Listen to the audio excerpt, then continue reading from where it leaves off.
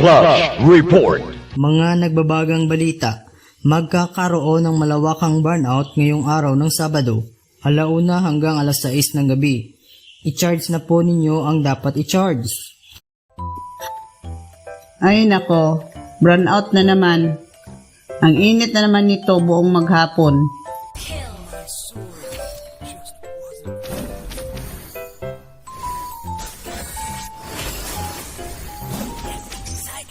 He's an astronomer. Request backup.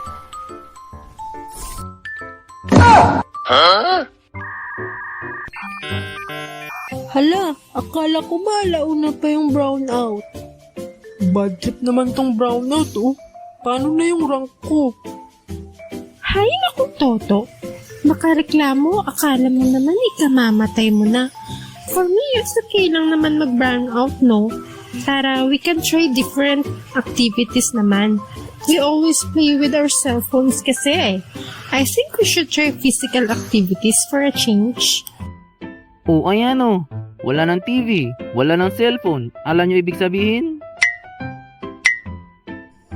Ah, alam ko na. Maglaro na lang tayo ng tagu-taguan. Ano, game? Pero with a twist para mas masaya. Eh baka ako na naman maging taya. Hindi yan. Para patas, magmaiba taya muna tayo.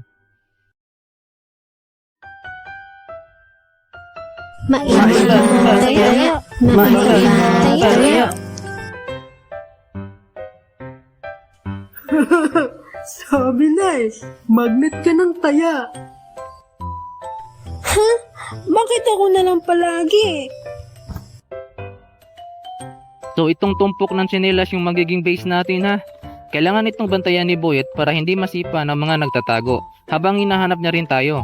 Once masipa natin ito, kailangan ayusin ni ulit ni Boyet sa pagkakatumpok itong mga tsinelas habang tayo naman ay magtatago ulit. Kailangan na yung makita lahat tayong nagtatago na hindi nasisipa ang mga tsinelas para magkaroon ng panibagong taya.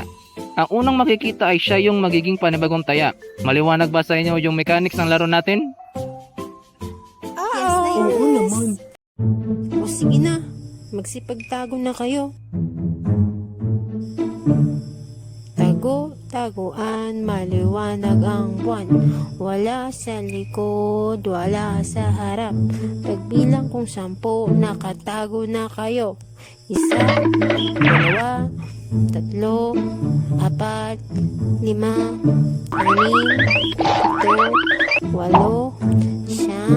7, 8, 10. Saan kaya nagsipagtago ang mga mokong na yun?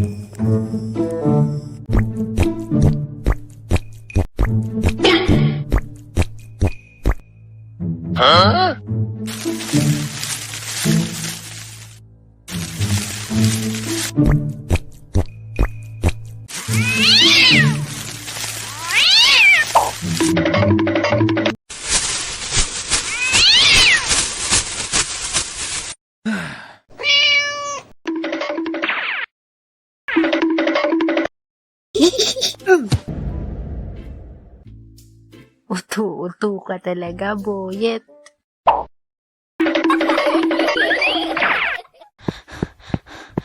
A few moments later. Buminday! Boom-dong! Boom-toto!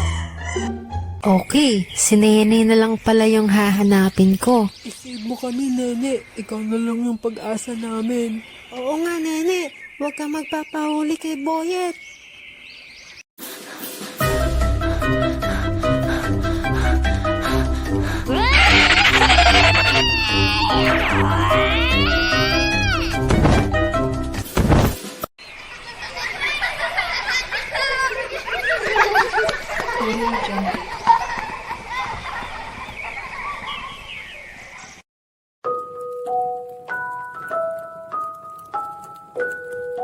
Mas masaya pala to kesa sa cellphone. Yeah, totoo. Super lagkit nga sa feeling eh. Pero at least, nag-enjoy naman tayo. Brownout equals bonding.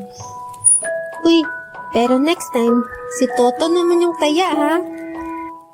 Oo nga, si Toto rin next time para maramdaman niya paano maging taya. Uy, andyan ka pa. Wait lang. Sa totoo lang, matrabaho talagang pag-animate. Pero sulit pag may mga kagayan yung nanonood at sumusuporta. Kaya kung nagustuhan mo tong video, like mo na yan. Subscribe ka na rin po. Bawat click nyo, malaking motivation para sa amin. Maraming salamat.